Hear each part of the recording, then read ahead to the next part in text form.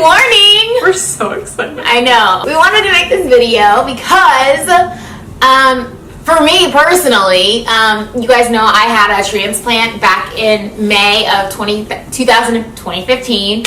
I checked in the hospital, went through chemo, had a bone marrow transplant, went through that, and got out of the hospital early last year, started diving back into life, and immediately found myself in this huge, crazy panic of, oh my God, I need to do this, I need to do this, I need to do this. And I was like, hold up.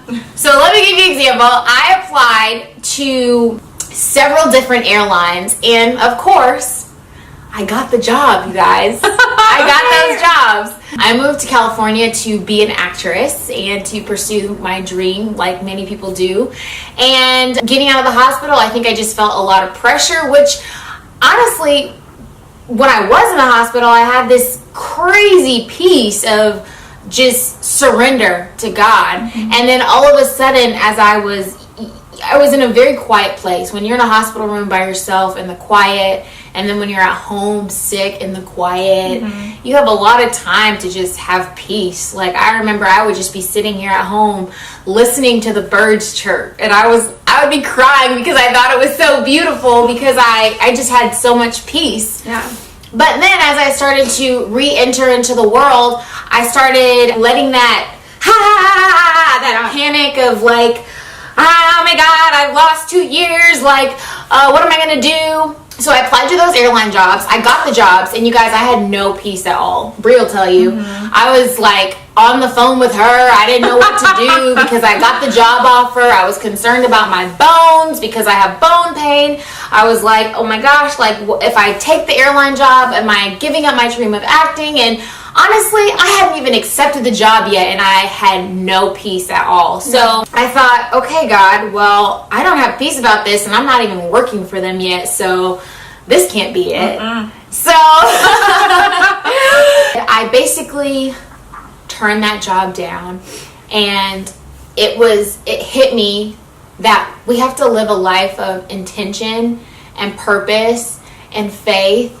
And we have to do what we're called to do. Yeah. We can't just accept something because it looks good. Flying on the airlines, you guys, is pretty awesome. It's an awesome job for people who really want to do it.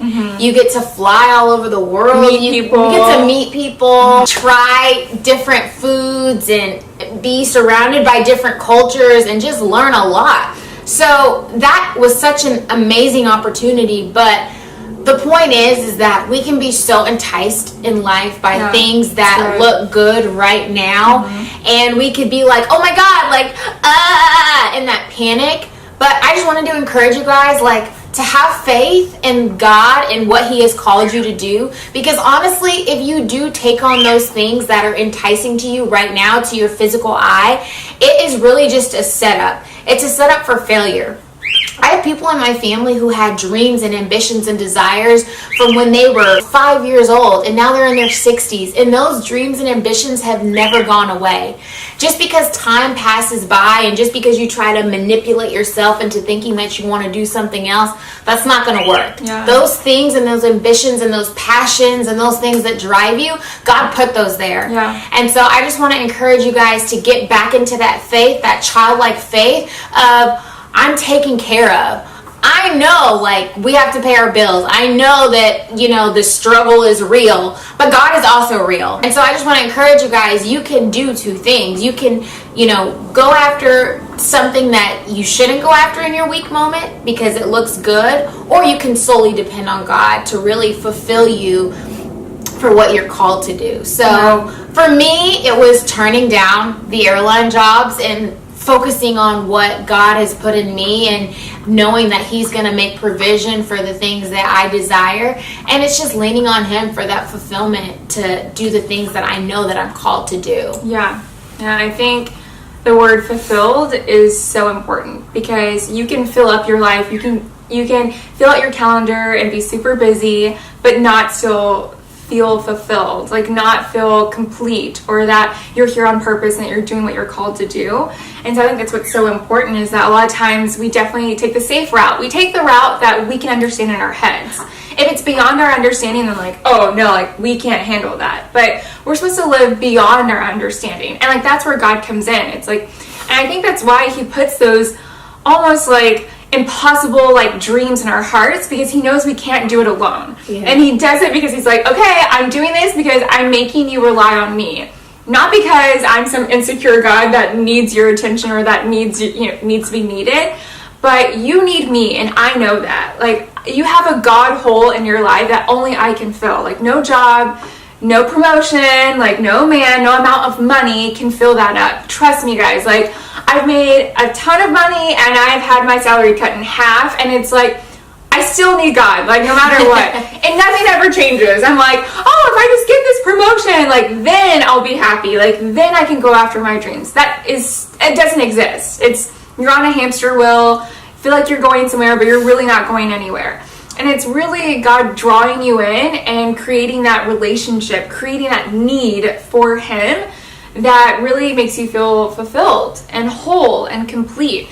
And I think, like, when we're in that space, like, you are unstoppable. Like, when you're a whole woman, girl, I'm talking to girls out here. When you're a whole, complete woman, there's literally nothing that can stop you because you don't need anything from anyone. Yeah. And I think that's, like, a dangerous and a good place to be for a woman. Like, honestly, a woman that doesn't need anything, but that feels whole and complete. Yeah. It doesn't mean that she doesn't want companionship or that she doesn't want to be married or have a family.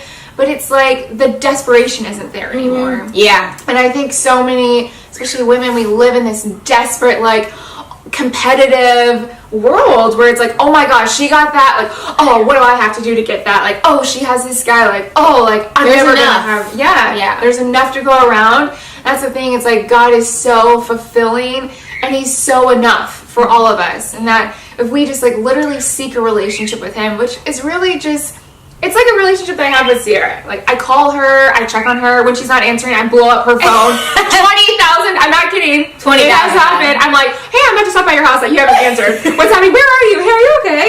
And it's honestly, that's what it is. It's this constant checkup. It's this, hey, you're consistent and persistent. Yes. Like, I'm not going to stop contacting you until you answer. Yeah. And I think that's the same relationship you have to have with God. I'm going to keep contacting you until you answer. Yeah. Are you answering? Like, wow. And I think he loves that. Like, he loves the relationship that we have with him, and I think he delights in it. For me, that's like, wow, like he really loves me and really wants to have a relationship with me. Like, the entire world isn't enough if I'm not in it for him. My word of advice that you guys can do is there's a scripture in Habakkuk, and it says to write the vision and make it clear. Writing down what your vision is, like having a piece of paper and like saying, oh, like this is what it is, that will help you stick to it. It'll help you have that vision, and it's so clear and it's so specific that in your day-to-day life, in your hour-to-hour life, you're going to make decisions that will keep you on that vision.